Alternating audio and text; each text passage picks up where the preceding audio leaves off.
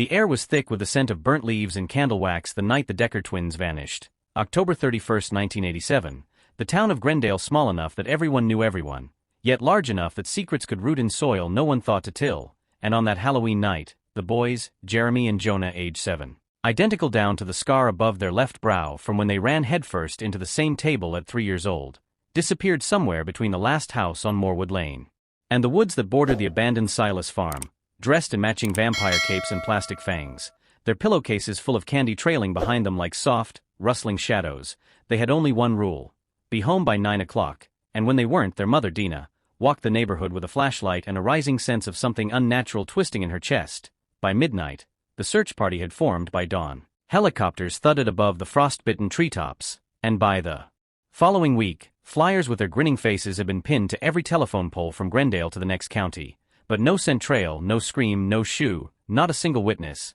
as if they'd walked into mist and been swallowed by it. And every year since, on Halloween night, Dina lit 2 candles in her window and left out 2 bags of candy, untouched each time, until 2025, when something changed. Because a construction crew renovating the old Glendale Middle School, shut down since 2004, unearthed a crumbling pumpkin-shaped concrete figure sealed behind a fake wall in the basement, and inside, something rattled, and when police arrived, they didn't tell the public much, only that dental records were being used to identify fragments found inside, and that foul play was likely. But Dina knew because days later, detectives knocked on her door holding a small evidence bag, inside which were 2 tiny, malformed molars, cracked but intact, with fillings she remembered paying for in the summer of '87, and the scream that left her mouth then, shrill, endless, hollow, was the sound of 38 years of hope imploding all at once. Because her boys hadn't run away or gotten lost, they'd been taken, hidden, preserved in something symbolic and sick, and the case reopened with urgency, files reopened, names cross-checked.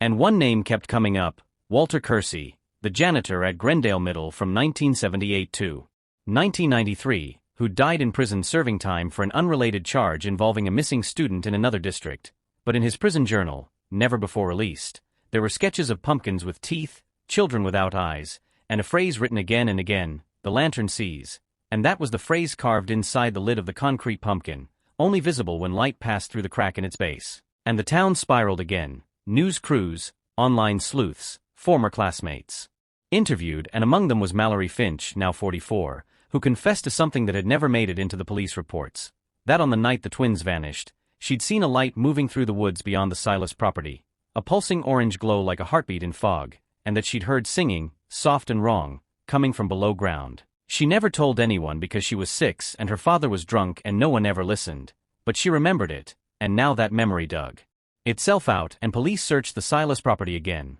long thought irrelevant, and found something the cadaver dogs missed back then: a collapsed root cellar under the old well, sealed with stones carved with strange, curved symbols, not English, not Latin, but rhythmic, circular, like a chant frozen in stone, and inside, beneath decades of dirt and decay, was a crude altar of stone, animal bones, melted wax, and what looked like pieces of broken costume jewelry, plastic vampire fangs, red,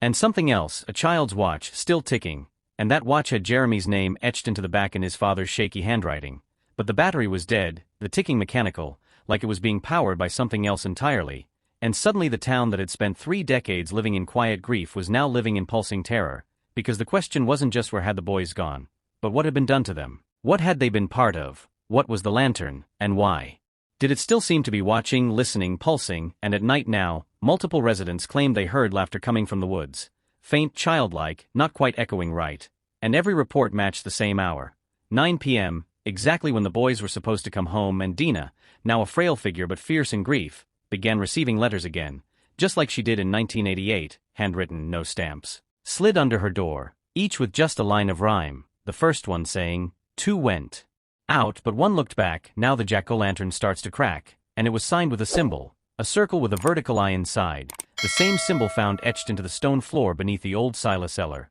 and authorities believe someone, maybe a group, has been keeping a ritual alive for decades, hiding in plain sight, maybe even guiding the investigation subtly, and maybe the twins were only the beginning. Maybe they were the foundation for something darker, something that now, with the discovery of the teeth, had been disturbed, like opening a sealed tomb and breathing in what shouldn't be breathed, and now something old had stirred, and was looking back. Don't forget to like this video, subscribe for more dark untold stories, And leave a comment with your theories. We read every single one. And Dana didn't call for backup, she didn't alert her station, she just stood there, one hand on the latch, one hand on her flashlight, breathing slow, then fast, then slow again, because she could hear something underneath her, not voices, not machines, but a sound like breathing, deep and uneven, and when she pressed her ear to the door she swore she heard someone whisper, "We're still here, but the trees aren't real," and she stepped back fast, heart hammering, and drove straight back to town. But when she got to the station her access card didn't work, and her login credentials had been deactivated, and all calls to the forestry contact went dead, and that night, a black envelope was slid under her front door, inside was a photo printed on heavy stock, showing two girls standing in a dark hallway, backs to the camera, and in the corner, a reflection in a broken mirror, Dana herself, holding a flashlight, eyes wide in disbelief, but she had never been there, never taken that photo. And on the back of the picture were 5 words written in perfect cursive, "Keep going, but not alone," so she called Miriam again, told her everything, showed her the picture, and they sat at Dana's kitchen table until sunrise, piecing together everything they had, every inconsistency, every deleted record, every name scratched off the maintenance logs from that region of the forest, and one kept showing up again and again. Dr. Byron Kell, a neurologist specializing in sensory deprivation, who had once worked with the Department of Defense in the 90s on something called environmental perceptual filtering, which was supposed to help soldiers adapt to unfamiliar terrain by manipulating their brain's sensory input, but the project was decommissioned after multiple test subjects developed memory fragmentation, hallucinations, and a dissociative state referred to only as looping. And when Dana found a redacted interview transcript hidden in a PDF backup titled Station 12_final_do_not_open, it included a line that made her breath stop cold. Subjects respond to environmental replication for approximately 288 days before cognitive collapse begins. Twins exhibit the highest resilience to looping, possibly due to shared schema and mirrored memory imprinting, and the subject IDs listed were EH and WH, Ellie Harper and Ren Harper, and that meant the girls hadn't just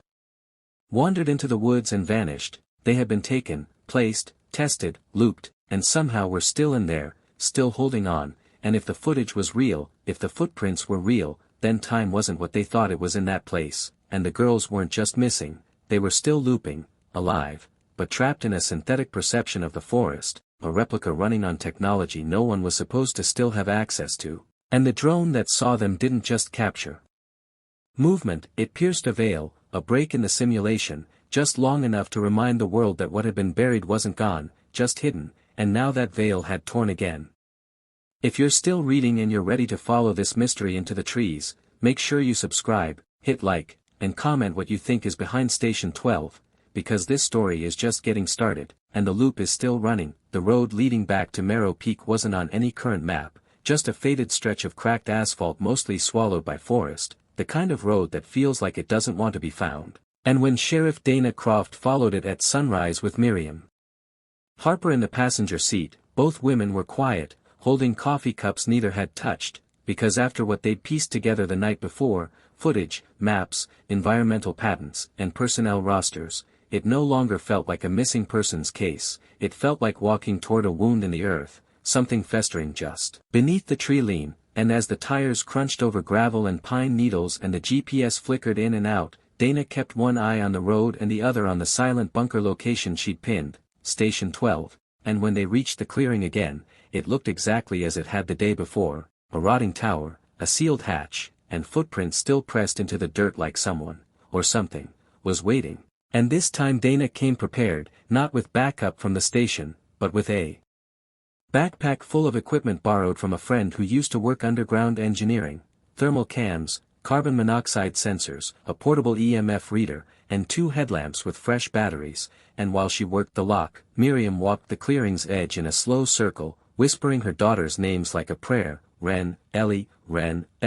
and when the bolt finally snapped free with a metallic crack, a gust of air rose up from the opening, not stale, but cold, unnaturally so, like it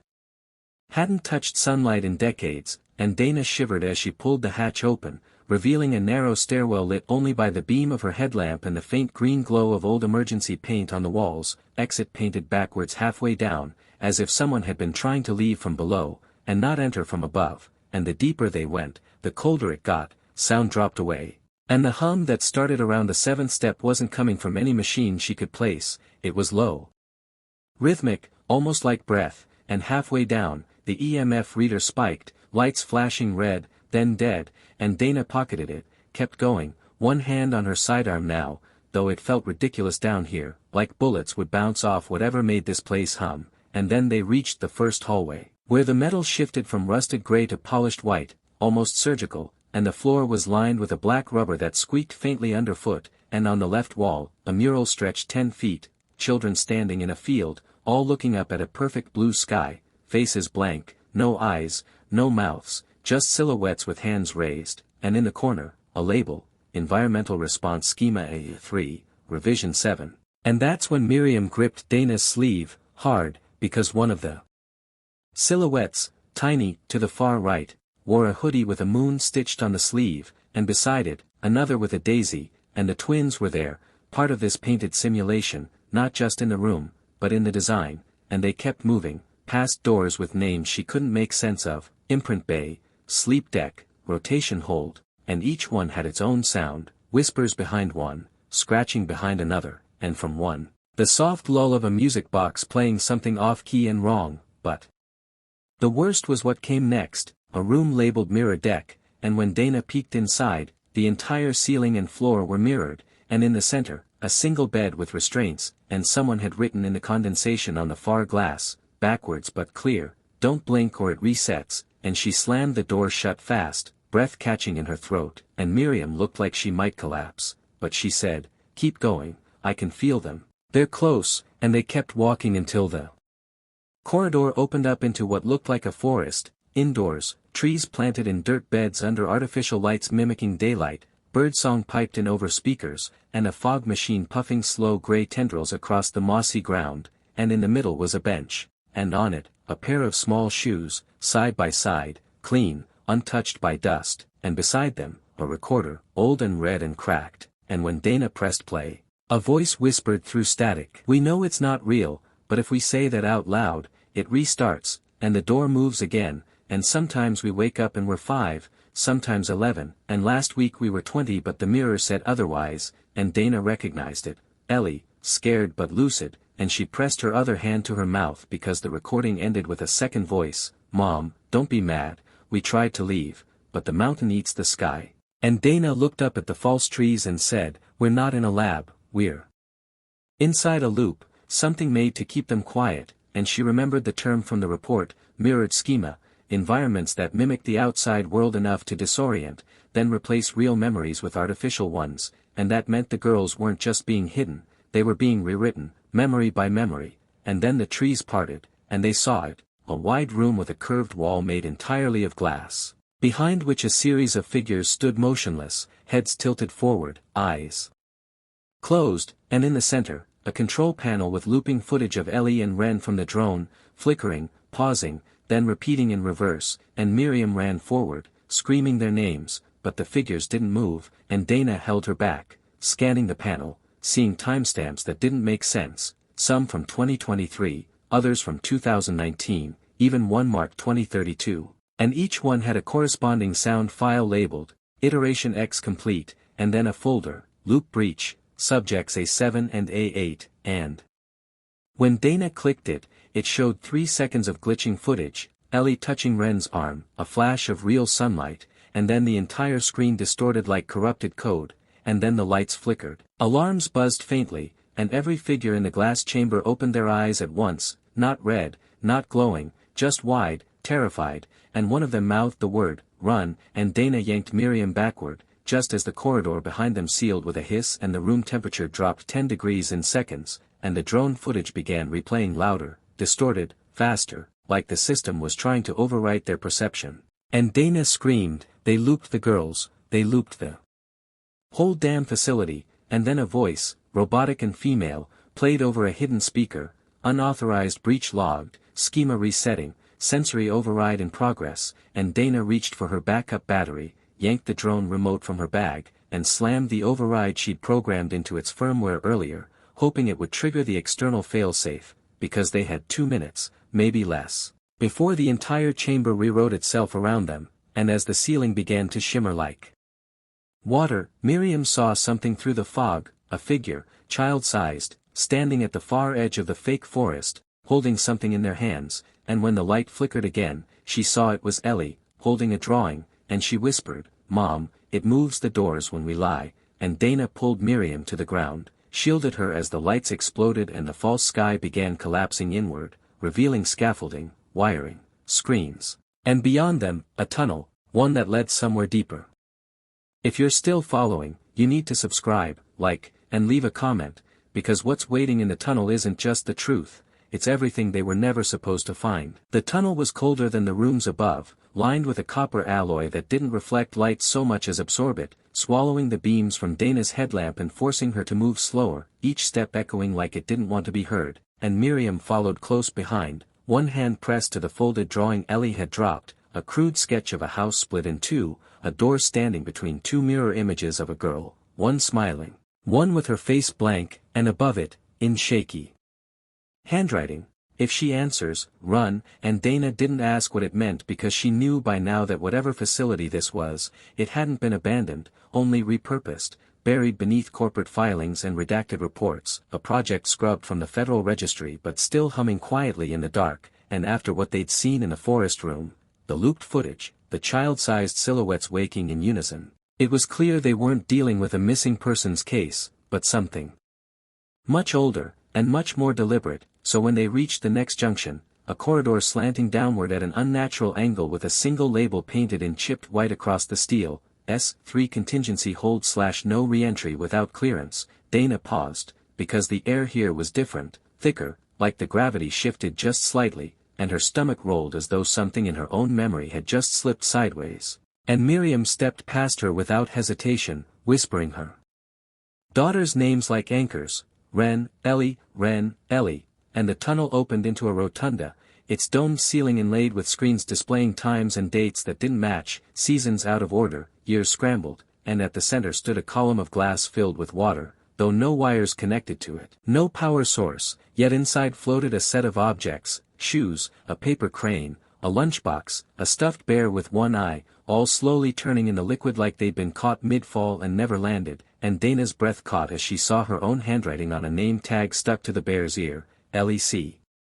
The one she'd given her daughter the day she started kindergarten, the same one she'd buried in a donation box 6 years earlier, and Miriam reached out to touch the glass, but the water rippled without contact, pulsing faintly in rhythm with a low thrum vibrating through the floor, and that's when the overhead speakers clicked on again, same female voice, calmer now, artificial but shaped to sound nurturing, iteration threshold exceeded. Sequence degraded. Subject reintegration pending, and lights blinked in sequence down the hall to their right, like a trail being illuminated step by step, and Dana grabbed Miriam's hand, forced her to move again, because she knew what the message meant. They were inside an active loop, one degrading faster with each interference, and if they didn't reach the source soon, the entire schema might collapse inward like a house of cards, wiping them from memory along with it, and down the lit corridor, they found another door, this one ajar, humming faintly, and beyond it a room that didn't look like a lab or a forest or a simulation, but a bedroom, 2 twin beds, a nightlight shaped like the moon, a set of books lined neatly on a shelf, and on the far wall, 2 height charts marked with uneven black lines, both reaching roughly 5 feet, Ellie and Ren, definitely, and on the table between the beds sat a cassette recorder, the kind used in therapy, next to a notebook full of short, sharp entries, each one written in a slightly different hand, some childlike, others older, and each started with the same sentence, Day 1, we don't know how long we've been here, followed by lists of rules, don't eat the food unless it tastes wrong. If the room turns blue, face the wall, she's only real if she casts a shadow, and one entry near the back was written in thick, frantic strokes, they said we split, but I still feel her when I sleep. We dream the same hallway. If we both look at the door, it opens, and Dana knew, with absolute certainty, that the loop wasn't just a prison, it was a fracturing mechanism, separating twins, siblings, reflections of a whole into parts easier to monitor, to rewrite, and Miriam collapsed to her knees, sobbing quietly, because the longer she looked at the room, the more she realized it wasn't just a place they had been, it was a memory made physical, Constructed from fragments of her own house, the same nightlight, the same stories on the shelf, even the scent faintly lingering in the air, lavender and chalk, and Dana scanned the walls for cameras, found 3, all dead, and a 4th, still blinking, but not recording, just watching, like it was waiting, and then the notebook flipped itself open in a sudden gust of air, landing on a page with a drawing of a crack in the floor, and beneath it, one sentence: "We left a hole but only when it hums." And Dana listened, and sure enough, faint and distant, there it was, the same vibration as before, but higher now, more strained, and she followed it, found a panel beneath the dresser loose at the hinge, pried it free, and revealed a shaft no wider than a child, but stretching into blackness, and without a word, she reached into her pack, withdrew a microcam on a tether, fed it in, and watched the screen. It showed a chamber below, lined with soft blue light, and in the center, 2 figures, barefoot, one crouched, the other pacing, both with long hair and matching clothes, and one of them suddenly turned toward the camera and smiled, and Dana knew, without a shred of doubt, it was Ellie, and Miriam screamed her name and began ripping the floor open with her bare hands. But Dana stopped her, said no, not yet, we need a way out first, and that's when the power surged, lights flickered, and the room began to dim, sequence degradation accelerating, and the voice returned, louder this time, subjects detected outside assigned schema. Emergency override initiated. Pathways resetting, and the hallway behind them vanished, replaced by a blank white corridor with no doors, and they had seconds now, maybe less, before their reality folded in again, and Dana grabbed the cassette recorder, shoved it into her bag, yanked Miriam toward the crawlspace, and said, "We're going down, now," and as they descended, the hum grew louder, almost melodic, like a lullaby rewritten in reverse, and the crawlspace dropped into the blue-lit chamber from the feed, and Ellie turned slowly, eyes wide, voice quiet, "You're not the first mom we've seen. But you might be the last," and Ren stood too, holding a folded sheet of paper, said nothing, only pointed to the far wall, where a mirror stood with cracks like a spider's web, and something moved behind it, too tall, too thin, and Ellie said, "That's what watches the loop. That's what rewrites us. If it sees us all together, it resets again," and Dana whispered, "Then we can't let it see us," but the mirror had already begun to glow. If you're still watching, still listening, subscribe, like, and comment below. The mirror began to glow, not with light but with something colder, older, a silvery pulsation that seemed to ripple outward like water disturbed by sound, and Ellie pulled Ren behind her as if instinctively shielding her twin from its gaze, while Dana stepped between them, raising the recorder like it could shield them. Like analog might defy whatever this was, and Miriam crouched near the cracked panel they dropped through, looking upward, as if the very walls were shifting again, rewriting themselves with each breath they took, and the hum that filled the air now was louder than ever, not mechanical, not digital, but biological, layered like whispers underwater, and the thing behind the mirror began to move again, not walking, not floating, but phasing in and out of its reflection like a creature made of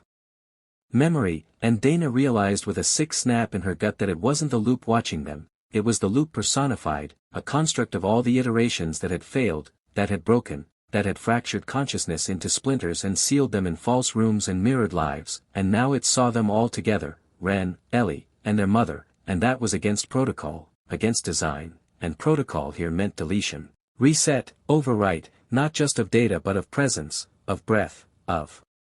being, and the mirror cracked again, and this time a hand reached through, impossibly long-fingered and gray, not skin so much as veil, shifting texture like fog caught in static, and Ellie stepped forward before anyone could stop her, saying quietly, "You promised you'd let us go if we remembered," and the voice that answered wasn't speech, it was pressure inside their skulls, bending thought around sound, saying, "One soul split in two can't return unless it knows its name," and Ellie nodded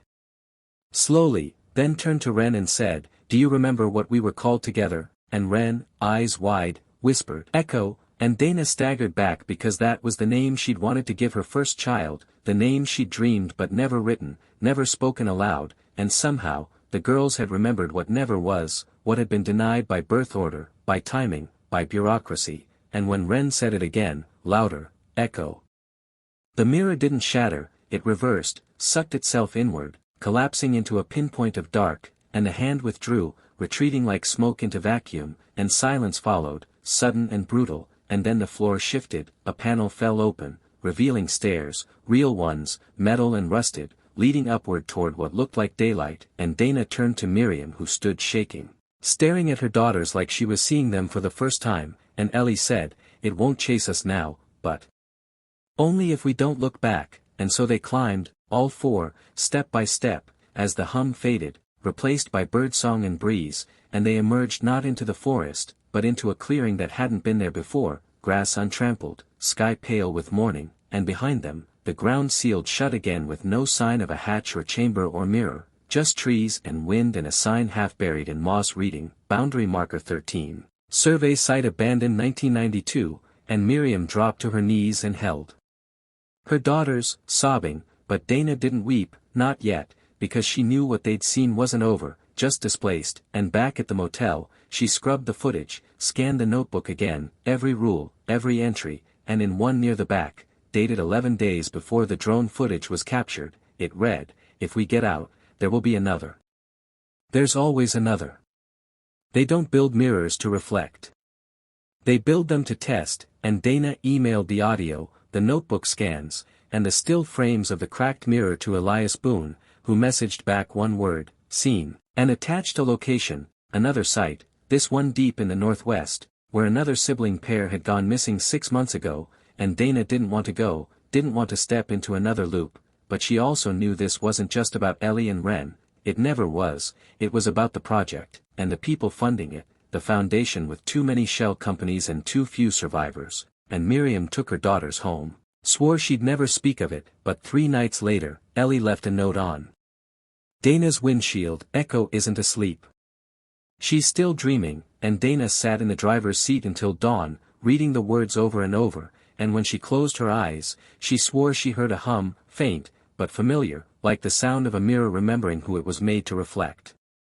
If you're still here, still listening, like, subscribe, and leave a comment. The file wasn't encrypted but it should have been because what Dana found inside the archive Elias forwarded made her stomach twist like it remembered something her mind didn't yet understand, a scanned folder labeled Project, Echo, Protocol Archive /1988 to 1992 with a single line on the front page. Twins process mirror space more completely, and she didn't blink for nearly a minute because it wasn't theory, it was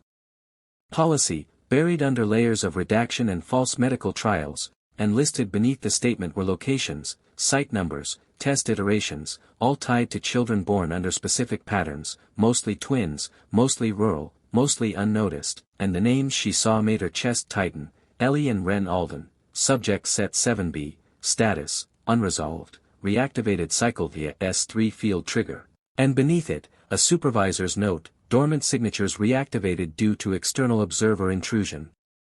Wainwright protocol breach, immediate containment suggested, and that name hit her harder than anything because Dana's own last name was Wainwright, and that wasn't coincidence, it was design, and when she scanned deeper, she found her father's signature, Dr. Charles Wainwright, senior field psychologist, Redwood Integrative, assigned 1989 to 1993, and suddenly everything spun inward like the mirror collapsing in on itself, because she hadn't just stumbled into this, she had been grown into it. Her father wasn't just part of the project, he was part of the design. The one who had pioneered the theory that twins could stabilize the loop if one was allowed to fracture and the other was conditioned to forget, and